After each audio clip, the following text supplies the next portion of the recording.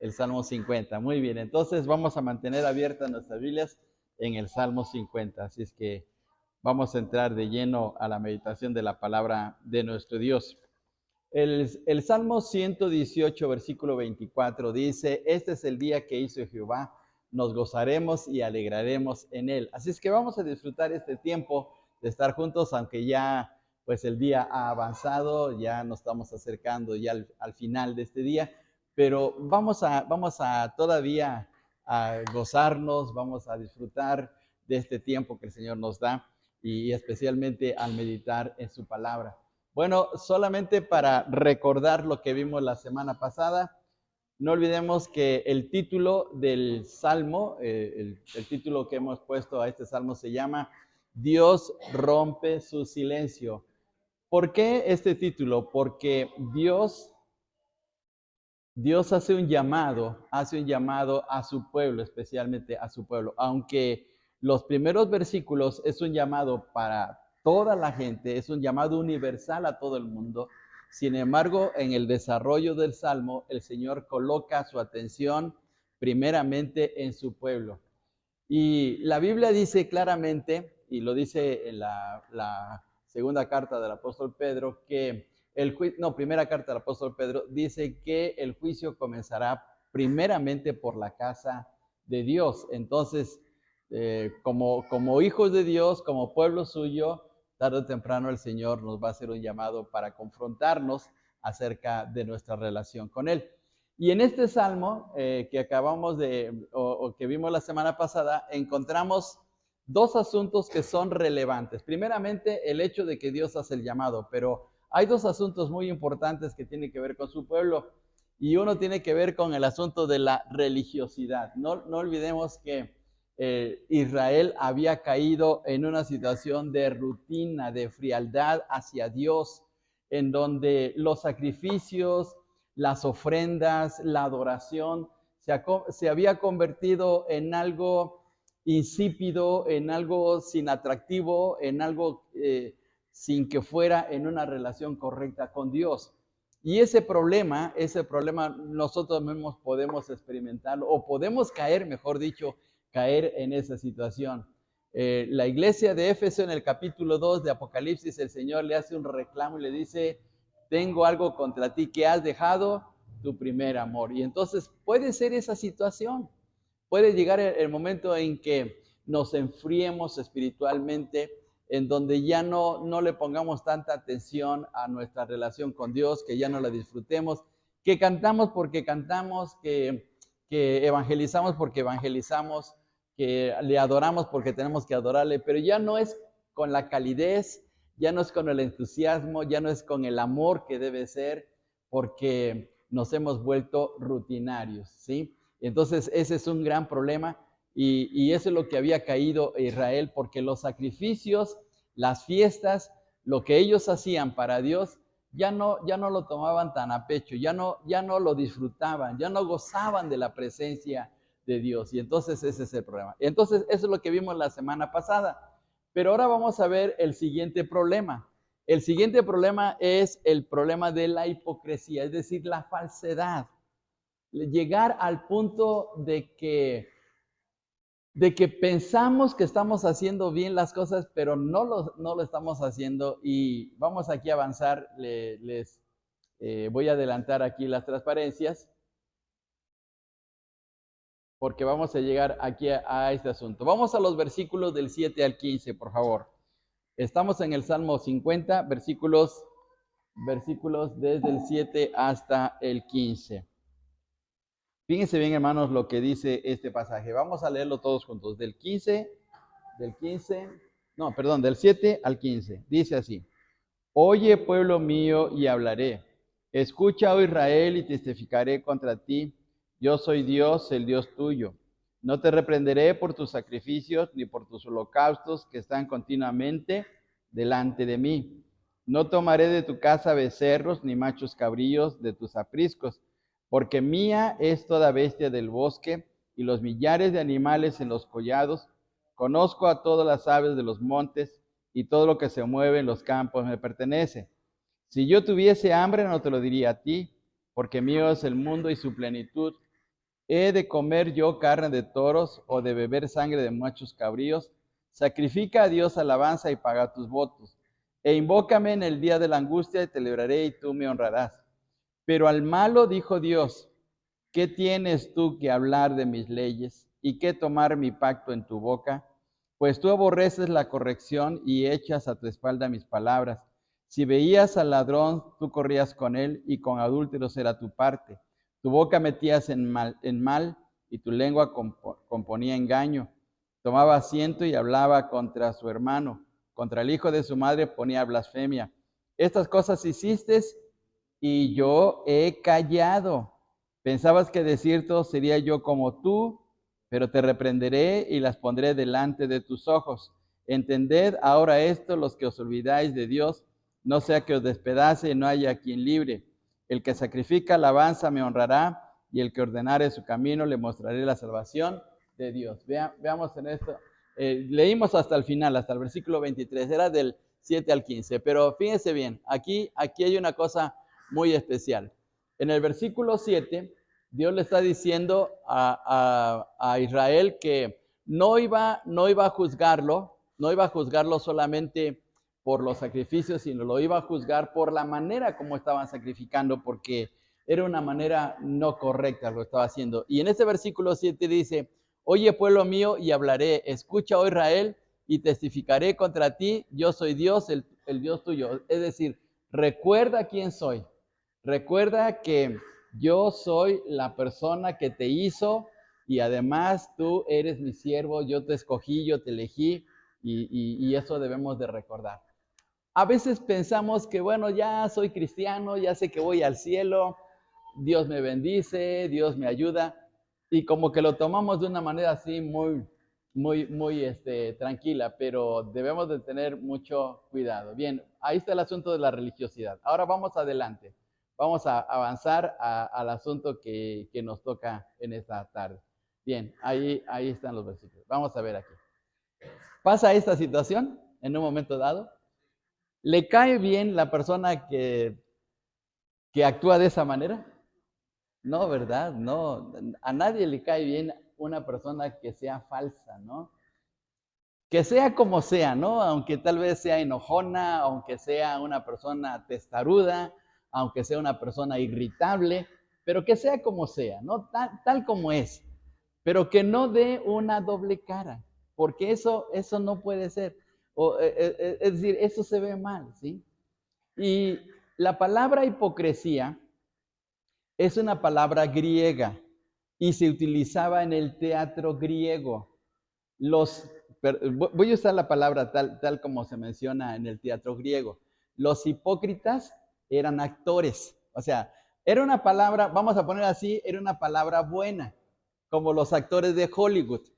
Cuando un actor en las películas representa un personaje, sabemos que no es él, está representando un personaje. Y lo mismo ocurría en el teatro griego. La persona que estaba representando en un drama, en una escena, pues algunos de ellos se ponían hasta máscaras, por eso esa figura.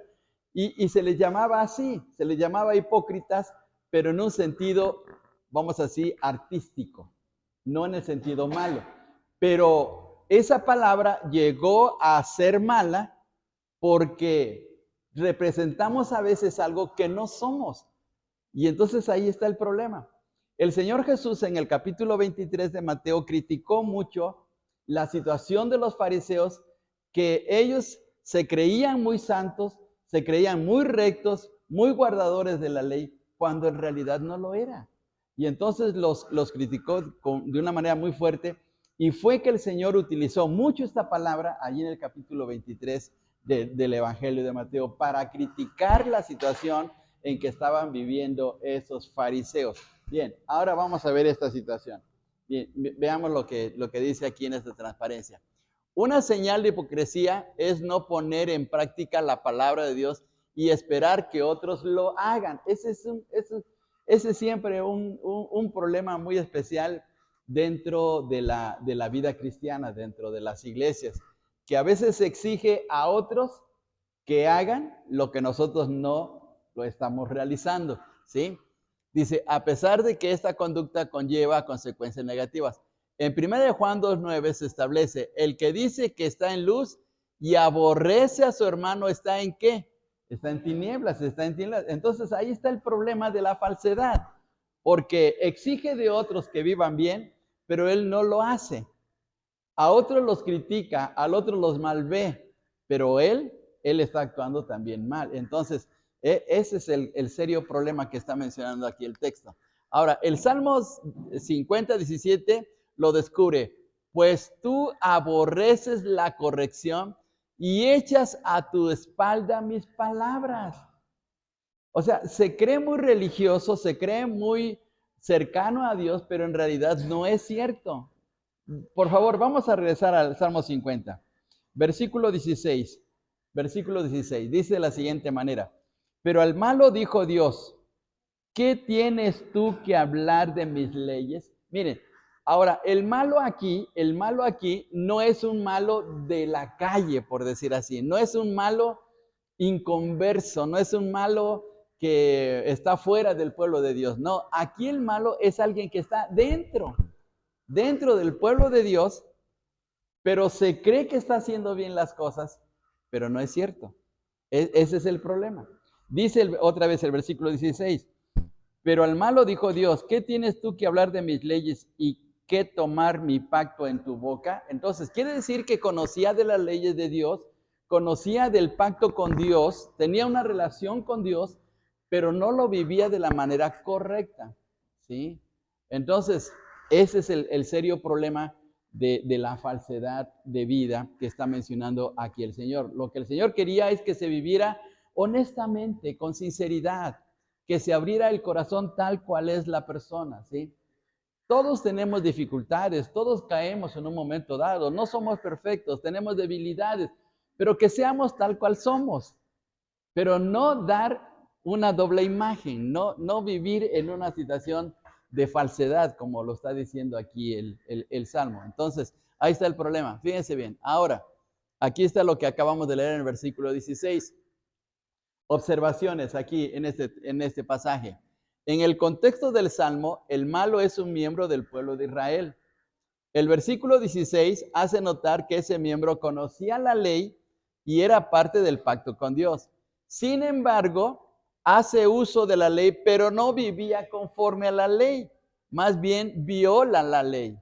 Esa es la razón de que aquí se hace mención de la falsedad o hipocresía del malo. Entonces, ese es el problema que está sancionando Dios en este pasaje. Y Dios había callado. Fíjense bien, hermanos, en el versículo 21. Versículo 21. Estas cosas hiciste y yo he callado. O sea, Dios esperaba que esa persona reaccionara favorablemente, que esa persona se diera cuenta de su situación y que reaccionara para buscar a Dios de la manera correcta, pero no, como que en un momento dado se acostumbró a esa forma de vida y estaba actuando mal y entonces Dios tuvo que llamarle la atención. Y es lo que a veces Dios hace también con nosotros, a veces nos sale al encuentro para poder llamarnos la atención. Bien, ahora vamos a ver aquí, vamos a ver en este pasaje. Versículo 18, fíjense bien, lo que él estaba violando, se decía que estaba guardando la ley, pero no es cierto. Dice, si veías al ladrón, tú corrías con él. Entonces, ¿qué estaba haciendo? Violando, era la violación al octavo mandamiento, porque el octavo mandamiento dice, no robarás. Entonces, él se unía al ladrón, o sea, él tal vez no era de los que salían a la calle y robaba, pero hacía, voy a utilizar esa palabra y discúlpeme, pero hacía sus tranzas, ¿sí? Hacía sus negocios chuecos. Y entonces ahí estaba el problema, ¿sí? Se hacía el muy recto para otros, pero él cometía ese tipo de problemas, fíjense. Ahora, dice aquí, y con los adúlteros era tu parte, entonces violaba el séptimo mandamiento. Luego, versículo 19, tú metías en mal y violaba, tu boca metías en el mal y violaba el noveno mandamiento de que estaba hablando en contra de otros, ¿sí? Levantaba falsos de otros. Y todavía dice acá, y tomabas asiento y hablabas contra tu hermano, contra el hijo de tu madre ponías infamia. Es decir, no respetaba a su propia familia y no tomaba en cuenta a sus papás. Entonces violaba el mandamiento de honra a tu padre y a tu madre. Es decir, los pasaba por alto, no se sometía a la autoridad de sus papás. Entonces, fíjense bien, aquí en este salmo, los versículos 18 al 20, estaba violando 1, 2, 3 y 4 mandamientos. 4 mandamientos de la ley. Entonces, por eso es que Dios le dice, ¿qué tienes que ver con mi ley si estás viviendo mal? Volvemos al versículo 16. Fíjense bien, versículo 16 aquí está. Pero al malo dijo Dios, ¿qué tienes tú que hablar de mis leyes? ¿Por qué le está diciendo? ¿Qué tienes que tú hablar de mis leyes? Porque él a otros les hacía ver sus pecados, sus errores, sus malas actitudes y hasta utilizaba la ley, vamos a decir así, utilizaba hasta la Biblia para reprenderlos, pero él mismo tenía ese problema. Entonces, ahí está la falsedad, fíjense bien, ahí está el problema. Cuando alguien habla mucho acerca del pecado y contra del pecado, está bien en un momento dado, pero debe de tener mucho cuidado porque tiene que vivir a la altura de Dios, porque si nada más lo está hablando y hablando para llamarle la atención a los otros, va a caer tarde o temprano. ¿Sí? Dice por ahí un dicho que estamos en la casa del jabonero, ¿verdad? Así es que, y Pablo lo dice, el que piensa estar firme, mire y no caiga. Entonces, hay que tener cuidado en la manera como a veces hablamos o actuamos con nuestros hermanos en la fe, ¿sí? No significa que vamos a ser tolerantes en un momento dado con el pecado, no, pero siempre tratarlo de una manera madura, ¿sí? Veamos, por ejemplo, lo que dice el apóstol Pablo en Gálatas capítulo 6, versículo 1. Por favor, veamos Gálatas capítulo 6, versículo 1. Bien, a ver, todos juntos, vamos a leer. Gálatas 6:1, dice así: hermanos, si alguno fuere sorprendido en alguna falta, vosotros que sois espirituales, restauradle con espíritu de mansedumbre, considerándote a ti mismo, no sea que tú también seas tentado. Fíjense bien, aquí está la madurez. O sea, sí en un momento dado podemos llamarle la atención a un hermano que está fallando, pero ¿cómo debemos de hacerlo? Aquí lo está diciendo el apóstol Pablo. Dice, llámale la atención con espíritu de mansedumbre. O sea,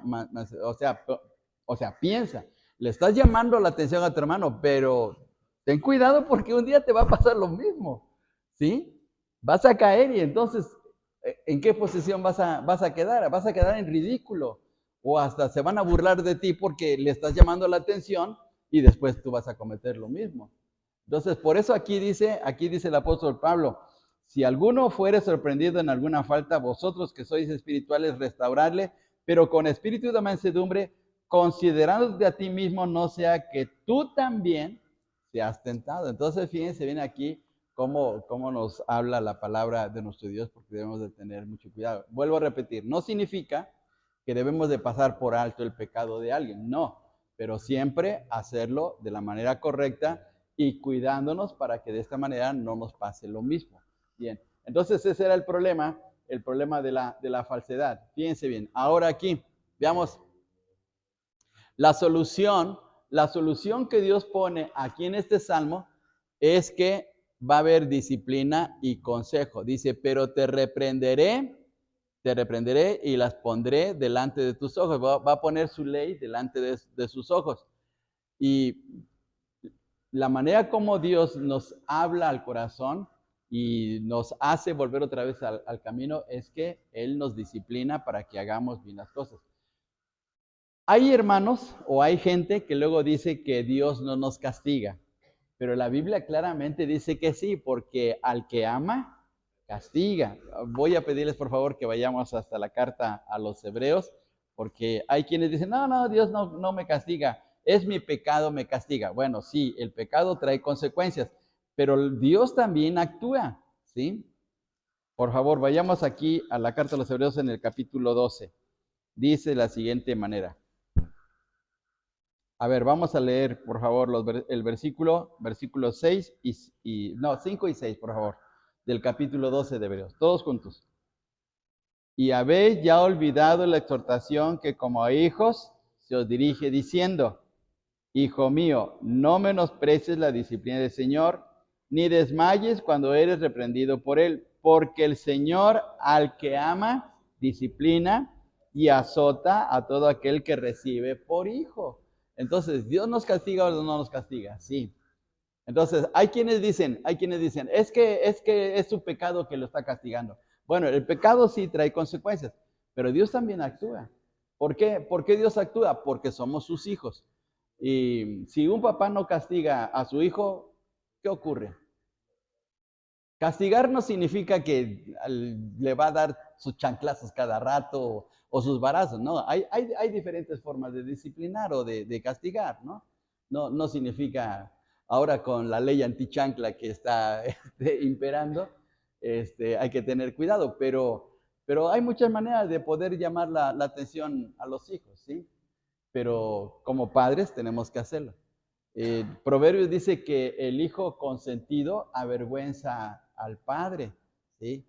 ¿Qué hacemos con los hijos cuando no los castigamos? Pues se convierten en hijos consentidos y se hacen berrinchudos y hacen un desastre y luego nos ponen hasta en vergüenza, ¿sí? Un día iba yo en el metro, hermanos, iba en el metro y un chiquillo como de 7 años, 8 años, iba llore y llore con su mamá y no sé qué le estaba pidiendo.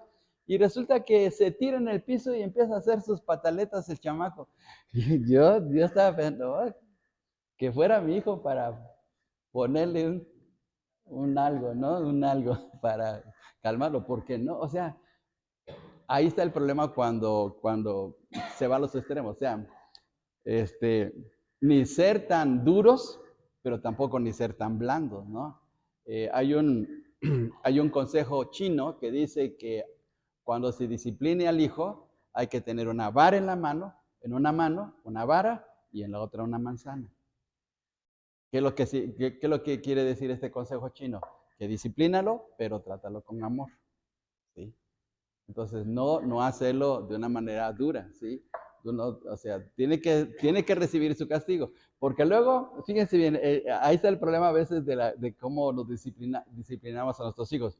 Como nos llenamos de coraje por el berrinche que nos están haciendo o nos están avergonzando, pues de momento soltamos los varazos y ya después investigamos, ¿no? No, eso no tiene que ser así. Ahora, cada hijo, hermanos, es diferente. Hay hijos que no necesitan un barazo, no necesitan un castigo, simplemente con que se les hable fuerte, se les llame la atención, reacciona. O sea, cada uno reacciona de una manera diferente. Y hay hijos, como en el caso mío, yo sí necesité de barazos, pero porque era muy terco, porque era duro de corazón, ¿sí? Entonces Dios nos disciplina y ese es el consejo que está dando aquí el Señor en este salmo. Dios va a reprender, va a reprender. ¿Para qué? Para que volvamos al camino y hagamos bien las cosas. Y luego dice el Salmo 50:23, el que sacrifica alabanza me honrará y al que ordenare su camino le mostraré la salvación de Dios. Entonces, ordena tu camino. Vuelve otra vez a hacer las cosas. Sincérate con Dios. Abre tu corazón hacia Dios y haz bien las cosas. ¿Para qué? Para que recibes la bendición y Dios esté contigo y Dios te ayude. Porque si actuamos de una manera como en el Salmo se está mostrando de la falsedad, entonces tarde o temprano vamos a recibir las consecuencias, ¿sí? ¿Y qué va a suceder? En primer lugar, que Dios se aleja de nosotros en la comunión. No perdemos la relación de hijos, sí. Somos hijos de Dios, pero sí perdemos su comunión, perdemos sus bendiciones y además nos hacemos de mala fama. Los hermanos ya no nos van a creer, los hermanos ya no van a tener la misma aceptación de nuestra vida. ¿Por qué? Porque saben que estamos actuando con falsedad. Dicen, no, este hermano pues no es confiable, no es confiable. Y entonces ahí está el problema, ¿sí? Entonces debemos de tener cuidado ante esta situación. Y precisamente es lo que Dios está hablando con su pueblo. En el sentido positivo, Dios le estaba diciendo a su pueblo, sean sinceros conmigo, sean honestos conmigo. Si en un momento dado llegan a fallar, como en el caso de David que falló, pero sean honestos, o sea, sí, Señor, te fallé, perdóname, cometí este error, cometí este pecado, hice mal, pero hacer sinceros delante de Dios y no caer de decir, bueno, ya soy así de mi vida, pero voy a actuar de una manera falsa. No, debemos de tener cuidado ante esa situación. Entonces, fíjense bien esta situación en este salmo. Entonces, dos son los grandes problemas que menciona el Salmo 50. Uno, el caer en la religiosidad, caer en esa frialdad de adoración. Y la segunda es caer en la falsedad de una vida diaria. Y entonces ahí nos confronta el Señor a vivir una vida que sea correcta. Por favor, les invito a que vayamos hasta la carta a los Romanos, Romanos capítulo 14.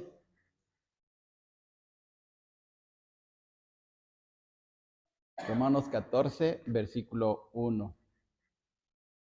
A ver, fíjense bien, dice este versículo, Romanos 14, 1, todos juntos. Recibid al débil en la fe, pero no para contender sobre opiniones, ¿sí? Entonces, hay hermanos que, pues sí, a veces en sus debilidades cometen errores, le fallan al Señor, dejan de asistir a la iglesia por algo, pero debemos de tratarlos de una manera correcta. ¿Por qué? Porque nos puede pasar lo mismo a nosotros, ¿sí? Debemos de ser conscientes de esa misma situación. Y luego vamos al capítulo 15, versículo 1 también. A ver, todos juntos, versículo 1. Así que los que somos fuertes debemos soportar las flaquezas de los débiles y no agradarnos a nosotros mismos. Fíjense bien la manera como aquí el apóstol Pablo nos está animando a ser de bendición, ser conscientes de nuestros hermanos, ¿sí? Porque es fácil levantar el dedo acusador. Sí, ¿verdad? Es fácil levantar y decir, tú es que tú eres esto, eso. Pero cuando se trata de uno, ¿sí? Entonces hay que tener así cuidado, ¿sí? Entonces Pablo dice de esta manera. Vamos al versículo 2 todavía del capítulo 15. Dice, cada uno de nosotros agrade a su prójimo en lo que es bueno para edificación, para edificación. Entonces debemos de edificarnos unos a otros. Y entonces ahí está el problema.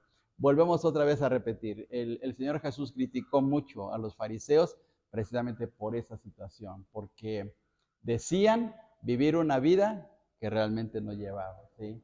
Y hacían que otros se esforzaran a vivir de la manera correcta, pero ellos no lo hacían. Entonces, todo el capítulo 23 de Mateo tiene que ver con ese problema. Muy bien. ¿Preguntas, comentarios, hermanos? ¿Preguntas, comentarios sobre lo que vimos de este punto del Salmo 50?